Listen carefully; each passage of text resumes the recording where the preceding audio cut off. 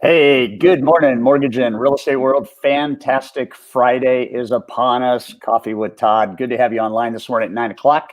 And as you can see, we have a special surprise guest. I want to just tell you how this happened today. So one of the things we teach in our new Connect series is the idea of flow and the idea that moments happen. And when the moments happen, you decide what to do with them. So about an hour ago, the moment happened and I got an email from my dear friend Linda Davidson, who is joining us today, and she talked about Ops Week, and we love operations. And I said, you know what, we got to go live today, and we got to do this. Linda, welcome. Thank you so much. I'll have my coffee with you. I've got it says Linda the Great, and it was sent by a client anonymously, and I had to figure out. It took me a month to figure out who sent it to me. So fun So I have my coffee with you this morning. Yeah, I don't know if you have something on your end. It looks like your picture has slowed down a little bit, but maybe yeah. I don't know. Ray, can you adjust that or no? It's all good. We got the audio. So let me tell you a story, guys, as you watch this, and I think that this is profound. So I was interviewing a guy probably 20 years ago, and he was a loan rep. He was about a $70 million loan rep, and I asked him. I said, "So what is the key to success? If you were to share with any lender, any real estate agent, what's the key to success?" And he said, "Treat your ops team as your partner." And I think it's fair to say, particularly to the lenders watching Coffee with Todd, that right now we have tested, taxed, and pushed operations to the edge of their sanity. And I don't think we do enough to tell them thanks. And so we created a slide. I'm going to have Ray throw it up. I'm going to post this on High Trust today as soon as we're done with our live broadcast today.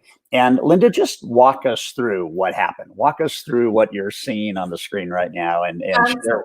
Yeah, and if you guys have any comments or questions, throw them up in the live comment box. I've got it opened up. And so Linda, just talk for 10 minutes or so and walk us through it. You got it. So what happened is we were in an elite meeting. So I love our elite group. So Todd, that you have an elite group with mortgage professionals all over the U.S. and we share with each other different things. And so one of the elite members, Jonathan Hosted, he said, I really think it's important to make sure we're loving on our ops teams right now, because everyone's slammed and everyone's busy and everyone is overwhelmed and they're getting recruited like heavily, right? Yeah. So it hit me, have a We Love Our Ops Week. So I immediately wrote it down. And so as soon as I got off the Zoom conference that we were having, I called my marketing person. I want to do this. So I contacted each of my LOs and I said, guys, we want to show our appreciation to our ops team. So this is what we're doing. And so I asked for suggestions and everybody gave me suggestions on what they thought. And so we came up with We Love Our Ops Team. So We Love Our Ops Week. And so we didn't tell anybody that we were doing it because we wanted it to be a great surprise. So every Monday morning, we have a 9 o'clock Monday, we call it our Monday morning jump start. And so what I had is Monday morning, all the loan officers, I don't know if you can see it, but we had them, and I didn't have cardboard here, obviously. So this is the back of a folder. And so We Love Our Ops Team. And then on the other side, I put our ops team rocks. So as soon as everybody jumped on the Zoom meeting Monday morning, we all had our signs up. And you could just see the fun of all the operations. They were smiling, because we were like bouncing around with our signs, and stuff. So, and a couple of the guys actually made Zoom backgrounds for themselves, that says our rock and that stuff. And so it was a lot of fun. So, so we did that on Monday. And then I said, guys, we appreciate you.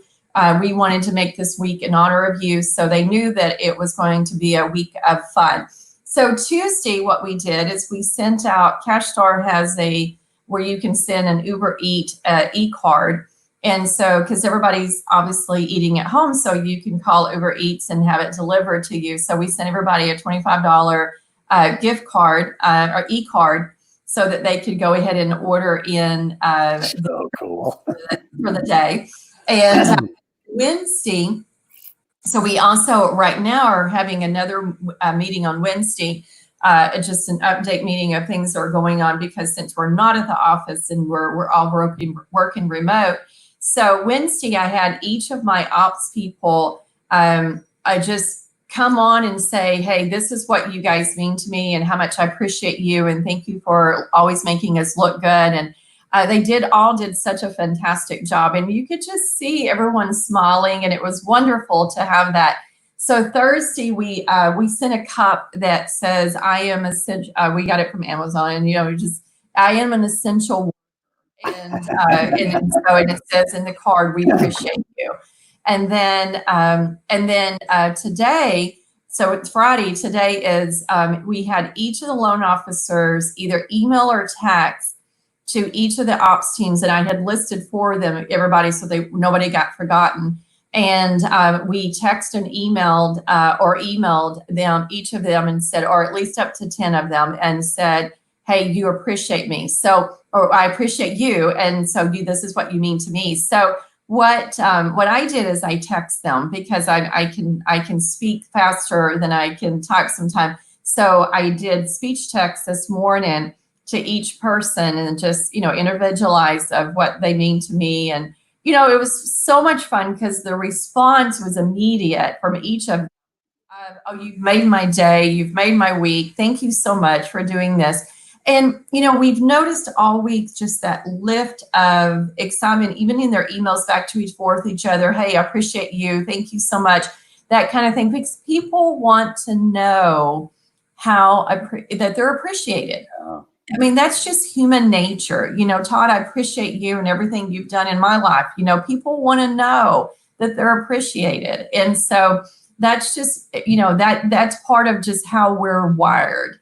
And, but I think sometimes we have to be intentional in this, because it's so easy to, I know every person listening right now is probably working just in crazy hours.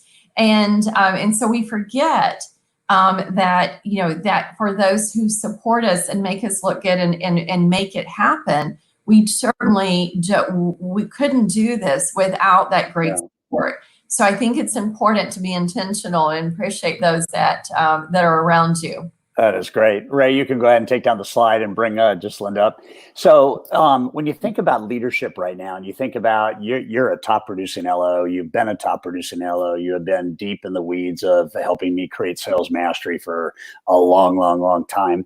What are 2 or 3 of the big lessons you have learned as a leader over the COVID, let's call it the 8 weeks of the pressure we're all under right now? What are some things you want to share with everybody as we think about how we're getting through this, going through this, and growing through this?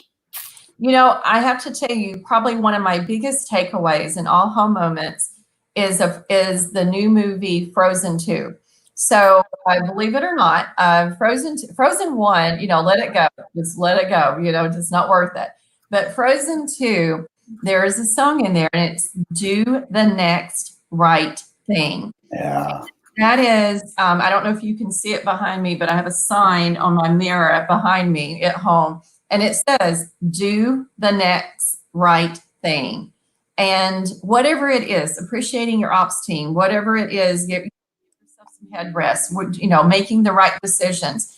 We don't, as we go down this path of a moment in time that we've never been in, we don't know the end result. All we know is we need to do the next right thing. And I think that takes pressure off of us, that we have to have all the answers right now of everything that's going to happen in the next 6 months and 12 months and so on and so forth. We just need to do the next right thing. So the next right thing for us this week was to honor and to let our support staff know how much, and our ops team how much, know that they were appreciated. I think the other thing that I have watched leaders, whether it's leaders of our country, leaders of industries, leaders of companies, leaders of families, leaders of, whatever it is, it's been interesting to watch those who are leading well. And not everyone is leading well, but the ones that are leading well, it's like you're drawn to them because you learn from them leading well. So one of the other things I have behind me on my sign is lead well. So what does lead well look like? Again, doing the next right thing, or just making the right decisions to make sure that every single day, the people are, you're solid, you're good, the headspace is well, lead well. So whatever that means in your world, lead world well. But it's been a school of lessons over the last few weeks. If you think about this, January 1st of 2020 seems to be years ago. Yeah. Because of so much that has happened in the last 2 months, right? Or 2.5 months. So finding those who are leading well and just watching them, regardless of, who they are and what industry and what country or what company that they're with, has been so much fun because what a lesson in leadership, right? Yeah.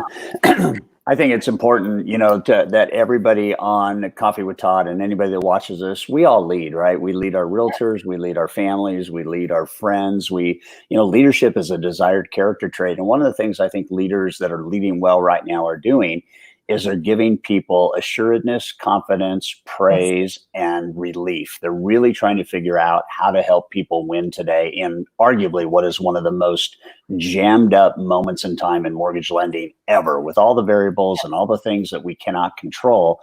We as leaders must keep people going forward. We must keep them optimistic on the job at hand, and we must keep them passionately engaged, even while they are working harder than they've ever worked. And that's why what today was about on Coffee with Todd is so important, that we tend to get into these moments where the pressure is so large, we forget to celebrate. And I was talking with Melissa Stashen the other day, and her from our elite group. And one of the core values in her company is we will celebrate every single day, multiple times a day, whenever there's a win. And, Hope Borman, who runs our coaching company, we have a bell in our office. Anytime there's a sale made or something, the bell gets to get rung.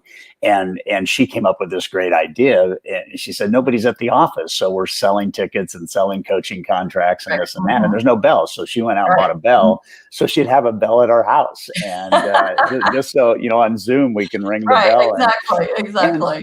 So leading well is about positivity. It's about purpose. It's about praise. That's it. Purpose, passion, praise. And we're going to get through this. So I so appreciate you coming on. What's the biggest lesson you have learned personally from an origination standpoint, not a leadership standpoint, but you're also an originator? What's the biggest lesson you've learned there in the last 3 months or so? So one of the biggest challenges that we've worked through is being part of having my team around me at all times. Was really easy to say, okay, Megan, you do this, Dylan, you do this, Andre, you do this. And we all are hearing each other's conversations because we work in a big environment, which I love the buzz. And when we're not doing that on how to communicate. And so that first couple of weeks when we were at home, we were struggling because she would do something and then I didn't know she did it. So I went behind her and then we were double dutying and it was pretty hard. And so, it was such a shift from 22 years of having someone next to me that we were in sync because we would hearing and knew exactly where we were at all times. And so that has been the biggest challenge that we've had to learn how to work with that communication. So we're doing Zoom meetings every morning with the team and going through the list. And then we're doing communication with Skype, business Skype and texting. And we've had to learn how to be so much better in intentional communication versus when you hear the conversations, you don't have to be intentional because they just hear it and they know what's going on and they know what to do next, right? Yeah. That has been probably the biggest challenge and probably the biggest lesson on how we can be better at that on a daily basis. And, I will tell you, there's still times that are like, we got to be better there. So It's just, again, making those shifts and adjustments and such. So that's probably been the biggest thing for me. Yeah. And just for everybody, in times like this, there's so many great lessons we're learning, and give up the notion that we're going to have this 100% perfected. I mean, we never are this side of eternity. And at the end of the day, everything that is happening is giving us lessons and giving us reasons to change and whatnot. Linda, you have been a big proponent for easily last 15 years in just coaching and getting coached, and you're in the elite coaching group, which is reserved for 25 people. What would you say to everybody right now about the power of coaching in your life, and how important that might play a role going into the end of 2020 and certainly 2021? So, it's funny because you look at the greats in sports, right? The Michael Jordans, the Tiger Woods, the Kobe Bryant's, the greats, right? Whoever they are.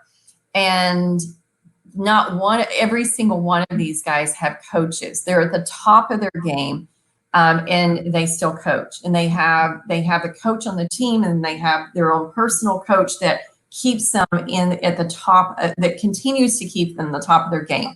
So you look at that as an example of why would we, who want to be at the top of our game in our industry, regardless of our industry specifically, why would we not want to be coached to stay in top of our game, especially right now, as we need to make sure our head is in the game at all times, because it's hard. And it's much more difficult, I think, because we don't have that synergy around us all, right? And so I don't even understand why people would not want to be coached if we see the greats that we admire and their ability to do, and we know it's not all them. They had someone behind them in accountability and teaching them and helping them to reach those goals. So why would we not want to do that in our profession also? So that's probably my biggest takeaway ever in coaching is, when I look at those that are on top of the game, I know that they are being coached. So why would I not want to be? Yeah, and I've admired. It's been so fun to watch you just succeed. From the first time we were together in '98 to today. It's just you are the truest of friends, and you're a personification of how to do this business well. And I'm proud of you, and grateful that we had this time this morning. Yes. We love Ops Week. What a takeaway! So next week is a holiday week, 4 days, but the week after that, particularly at the end of the month, I encourage all of you today watching Coffee with Todd, have a We Love Ops Week, the last week of the month. Talk about making people feel good heading into the busy, end of months that we find in this business. So Linda, thank you so much for being here. I really appreciate it. And guys, thank you for joining today, Friday. Have a restful weekend. Enjoy, get recharged, get rejuvenated, and we'll look forward to seeing you next week on Monday morning. Okay, take care. Thanks. Thank you. Bye-bye.